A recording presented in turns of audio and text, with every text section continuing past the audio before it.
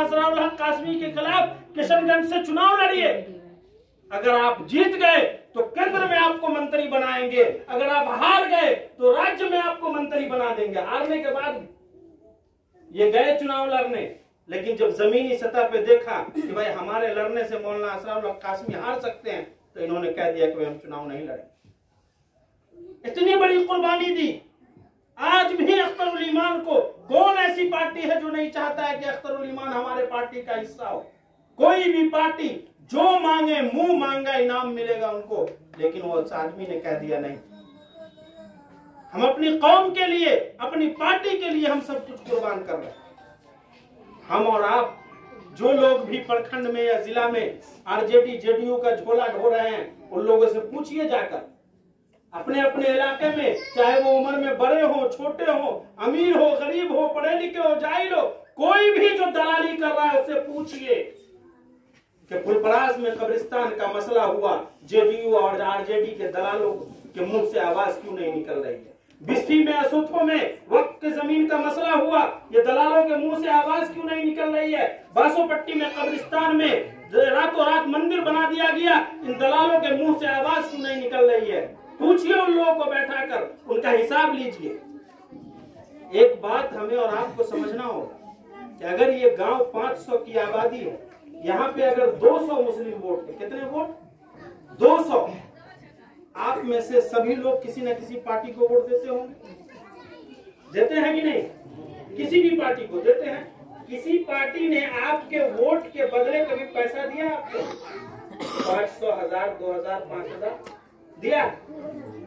नहीं दिया ना। लेकिन आपका 200 वोट 500 रुपए के हिसाब से आपके गांव का दलाल या आपके पंचायत का कोई दलाल या आपके प्रखंड का कोई दलाल जाकर आरजेडी और जेडीयू के नेताओं से बेच के आता है। ये आपको मालूम है? तो ऐसे लोगों का कॉलर पकड़ना होगा ना, पकड़ना होगा कि नहीं? आपके इलाके से वोट चला जाता है। आप अपने रास्ते की हालत देख लीजिए, कितने साल से इस रास्ते की स्थिति खराब है? कितने साल से?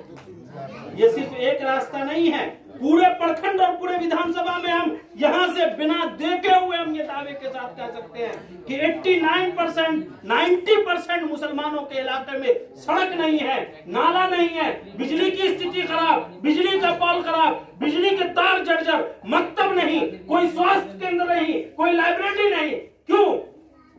क्योंकि अगला आदमी बिल्कुल मुतमईन है कि इनका वोट लेने के लिए तो इस गांव का फला दलाल ही काफी है। उस दलाल को 500 रुपए के हिसाब से नोट की गद्दी देंगे और ये तमाम गरीबों का, मुसलमानों का, पिछड़ों का, वंचितों का, शोषितों का वोट खरीद के लाके हमको दे। और वही दलाल, मैं दलालों को इसलिए बार बार टारगेट कर रहा हूं कि ये सारे झगड़े का जड़ यही दलाल इलेक्शन में आपको आके समझाएंगे। ऐसा लगेगा कि अकेला गांव में एकदम समझदार आदमी, बाकी सब कुछ नहीं जानता है, आके समझाएगा। देखिए ये एमआईएम वाला बीजेपी से पाई ले लिया है, हम देखे थे परसों फलाना के पास बैठा हुआ था, हम देखे थे तरसू चिलाना के पास बैठा हुआ था। कौन आदमी बोल रहा है? जो खुद आपका वोट बेचने के चक्कर में है। आपको समझाएगा एमआईएम नहीं जीत रहा है, 5000 10,000 वोट लाएगा, आरजेडी जीत जाएगा। लालू प्रसाद तुम्हारा दादा है कि नाना है? तो बताओ कौन है? तुम्हारा बाप है। जिस 9वीं फेल तेजस्वी यादव को मुख्यमंत्री बनाने के लिए आप बेचैन हैं, आप बताइए कि आपके ग्रेजुएट और आपके पीजी और पीएचडी होल्डर बेटा का क्या होगा? कभी आपने सोचा है? आपका जवान बेटा गांव में घूम रहा है, उसके मुस्तकबिल की फिक्र है आपको, लेकिन दूसरे का 9वीं फेल बेटा को मुख्यमंत्री बनाने के लिए बेचैन है ये समाज। सबसे ज्यादा बेचैन यही मुसलमान समाज है। अभी तेजस्वी यादव मधुबनी आया था, जितने लोग वहां कुर्सी पे बैठे हुए थे सब यादव थे, कुशवाहा थे, झा जी थे, मिश्रा जी थे, और जितने लोग पीछे झंडे लेके खड़ा थे वो सब मुल्ला जी।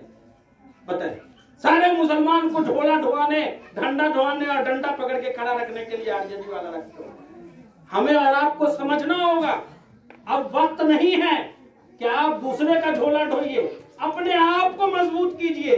हमारी जो लड़ाई है वो हिस्सेदारी की लड़ाई है, भीख नहीं मांग रहे हैं किसी से। हम अगर कह रहे हैं कि आरजेडी से हमको गठबंधन चाहिए तो हम भीख नहीं मांग रहे हैं, हमारी हिस्सेदारी दो, या पूरे बिहार के 243 के 43 सीट पर हमारा मुकाबला।